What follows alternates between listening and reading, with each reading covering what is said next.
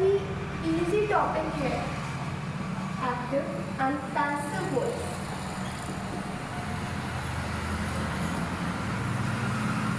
ये पूरा ओवरऑल ये डिपेंड करता है हमारे टेंसेस पे। अगर हमें टेंसेस का अगर अच्छे से नॉलेज है तो एक्टिव पैसिव वॉइस हमारे लिए और भी इजी हो जाता है। एंड जो बच्चों ने अभी तक प्रीवियस वीडियोस मेरी एक्टिव वो ट्रांसलेशंस की नहीं देखी है, वो सबसे पहले ट्रांसलेशन की वीडियोस देखिए और उसके बाद वो इस पर स्विच करें। एंड जल्दी वीडियो देखने के लिए उनका एक तो शॉर्ट वीडियो देख सकते हैं जो कि मैंने डाल दिया है, समराइज वीडियो। तो चलते हैं एक्टिव पैसिव होता क्या है। सबसे पहले एक्टिव को समझते हैं। एक्टिव मतलब किसी चीज़ की रियल बात हो रही हो, मतलब कि जैसे एक हमने लिखा he, she, write, a letter, right.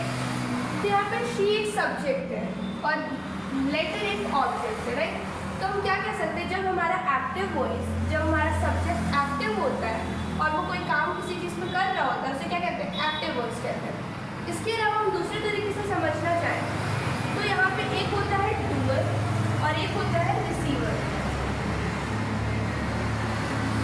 तो डूअर वर्क करता है जिसका फर्क रिसीवर या फिर ऑब्जेक्ट को पढ़ रहा होता है, तो उसे क्या कहते हैं, एक्टिव वॉइस कहते हैं। जैसे शी राइट्स अ लेटर, तो ये ऑब्जेक्ट डूअर जो है, सब्जेक्ट जो है, काम कर रहा है और फर्क किसको कर रहा है कि लेटर लिखा जाता है। यहाँ पे ये हो गया एक्टिव वॉइस। अब इसका अगर पैसिव देखा जाए तो क्या होगा, इसका पैसिव देखेंगे तो पैसिव का स्ट्रक्चर दूसरा होता है। तो उसमें क्या होता है कि सबसे पहले ऑब्जेक्ट को आगे रखते हैं और सब्जेक्ट को लास्ट में रखते हैं। एंड एक चीज़ बहुत इंपॉर्टेंट है कि एक्टिव पैसिव वॉइस पे वर्ब की थर्ड फॉर्म को हमेशा वर्ब की थर्ड फॉर्म ही होगी, उसके अलावा उसमें वर्ब की सेकेंड फॉर्म, वर्ब की फर्स्ट फॉर्म नहीं होगी। तो इसका क्या बनेगा, a letter is written by her. अब आप सोच रहे होंगे इसमें इस कहाँ से चला है, रिटन के लिए आपने बोला कि वर्ब की थर्ड फॉर्म की, बाय कहाँ से चला आया, हर तो चलिए ठीक है, शी का आ गया। तो अभी इसी चीज़ को सीखने के लिए हम एक्टिव पैसिव वॉइस का यूज़ करते हैं।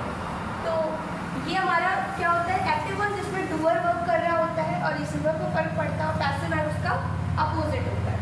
तो अगर हम इसका सबसे पहले देखें कि इसका सिंपल प्रेजेंट इंडेफिनिट क्या बनता है, सिंपल या फिर प्रेजेंट इंडेफिनिट क्या बनता है, तो उसका एक्टिव की वॉइस क्या होगा, हमारा प्रेजेंट इंडेफिनिट या फिर सिंपल टेंस का टेंस। ठीक, तो इसका एक्टिव वॉइस हम जानते हैं कि क्या होता है, subject plus verb plus S plus object. तो इसका बना subject plus verb plus S plus object. अब आप सोच रहे हो ये ध्यान दो, तो ये सब्जेक्ट है, वर्ब है, यहाँ पे राइट्स हो गया, एस लग गया, अ लेटर। तो ये प्रेजेंट इंडेफिनिट का एग्जांपल हो गया। देखो she writes a letter, write था, मैंने एस लगा दिया तो ये प्रेजेंट इंडेफिनिट का बन गया। अब इसका पैसिव वॉइस अगर हम देखेंगे तो ऑब्जेक्ट हमारा पहले आ जाएगा plus is am are plus verb third form plus by plus object.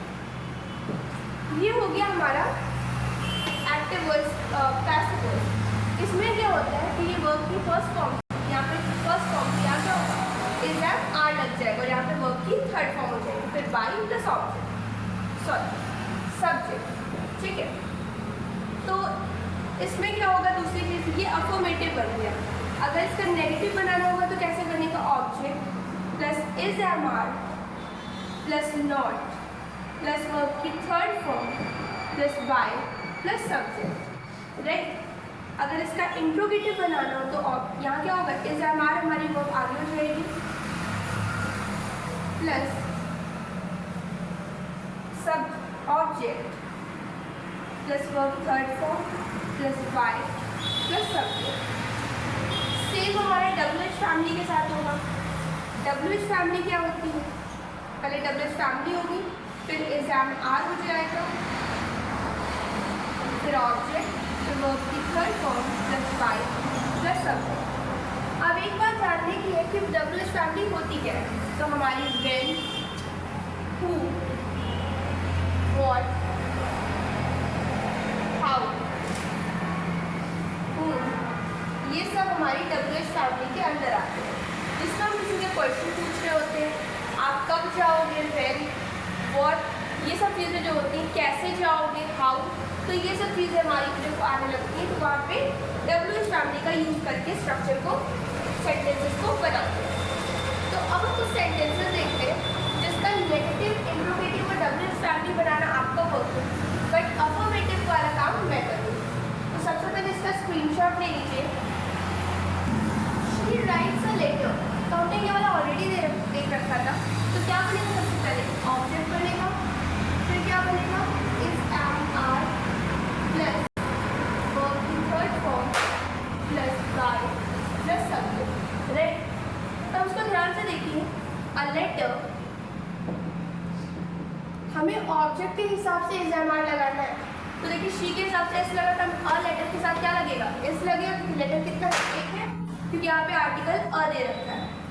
तो अ लेटर इज, वर्ब की थर्ड फॉर्म क्या हो जाएगी, right, wrote, written, written by लग गया, हर, ठीक।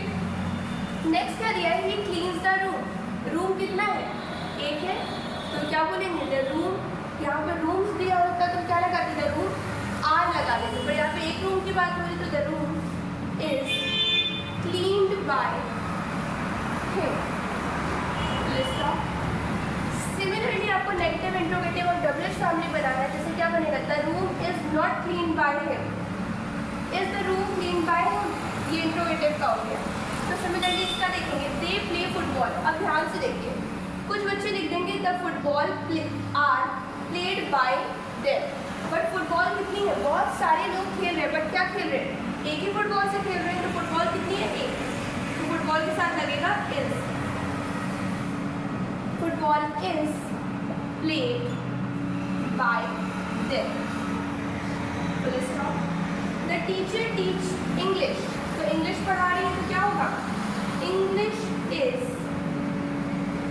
taught by teacher, full stop। I read a book, it means a single book, a book is read by me। देखिए जब single read पढ़ते हैं तो फर्स्ट फॉर्म होती है, रीड बोलते हैं, सेकेंड फॉर्म रेड और थर्ड फॉर्म भी रेड, रीड रेड रेड। अब सिक्स देखते हैं, शी कुक्स का क्या होगा, अ food is cooked bye her, full stop. He helps his friends, friends it means a lot of friends are there, so what we write here, his friends are, friends are help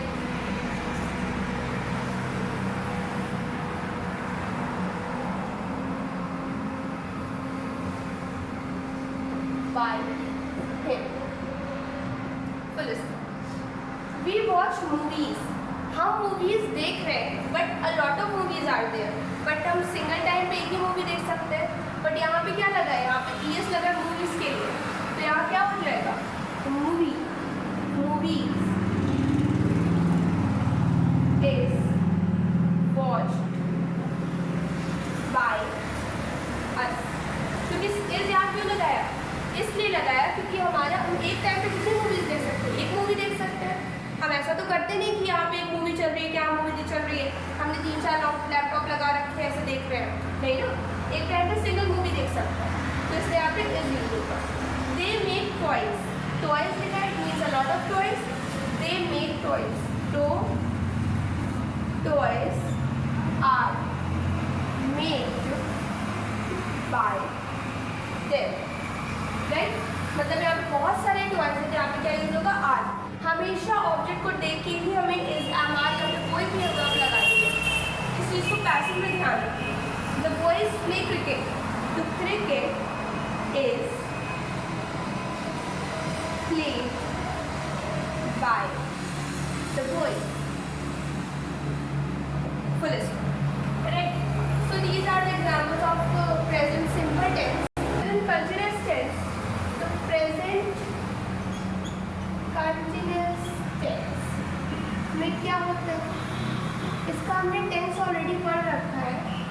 active voice हमारा depend on tenses. तो what is in present continuous tense? The structure is subject plus is am are plus verb ING form plus object, right? But we know that कि is but यहाँ पे ये हो रहा है कि हमने इज एम आर तो भी पैसिव में देखा था. So what will be happen in passive voice? So passive voice में हमारा object plus is am are plus being plus verb third form plus subject हो जाता है, राइट? इसका अगर नेगेटिव देखें तो सब object plus is am are plus not plus being plus verb third form plus subject. और वही हमारा ये हो जाएगा इंट्रोगेटिव में is am are plus object plus be plus verb third form plus subject. WH family plus is am are plus object plus be plus verb third form plus subject. So these are the structure of present continuous tense in a passive voice. अब इसके examples हम देखते हैं. तो इनके structures को write down कर लीजिए. बहुत सारा डिफरेंस नहीं था, हमारा प्रेजेंट इंडेफिनिट में पूरा ओवरऑल यही था, बट बीन लग गया इसमें. ऐसे हम जब परफेक्ट देखेंगे तो उसमें बीन लग जाएगा, बी डबल ईयर लग जाएगा. Nothing is difference more than this, right? तो इसका स्क्रीनशॉट ले लीजिए. T is writing a letter. So what we write here? Object plus is am are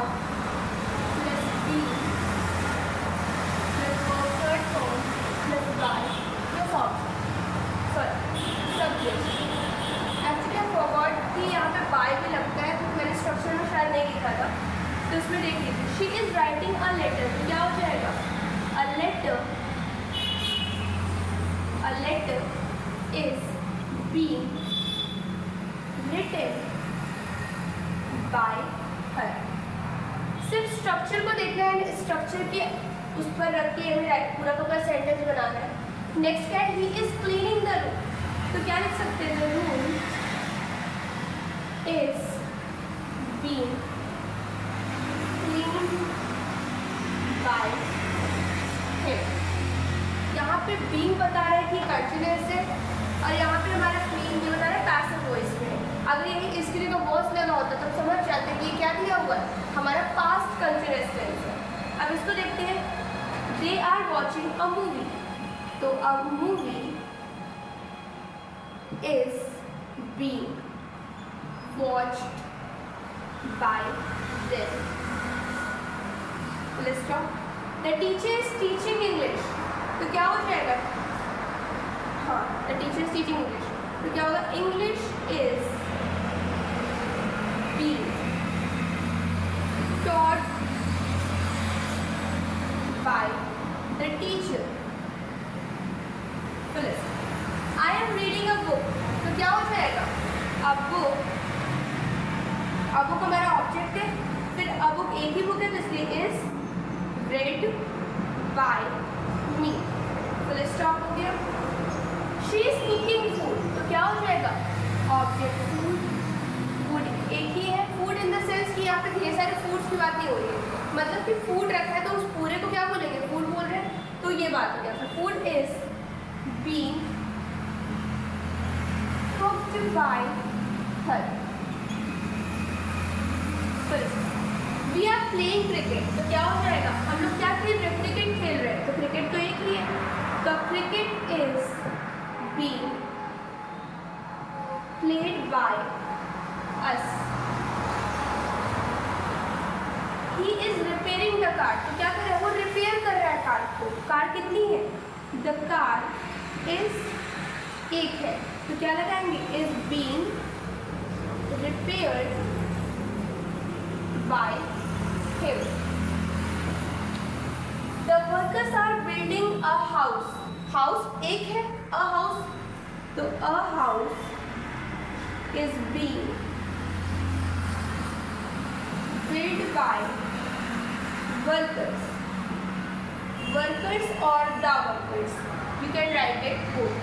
The children are singing a song. कितना गा रहे हैं? एक song गा रहे हैं. A song is being सिंग, सैंग, संग। संग होगा sung by the children, right. Sing का याद कर लीजिए, थर्ड फॉर्म क्या होता है, सिंग फर्स्ट है, सैंग सेकंड है और थर्ड हमारी क्या है, संग। तो ये ओवरऑल हमारे 10 एग्जाम्पल्स हो गए प्रेजेंट कंटिन्यूअस टेंस के।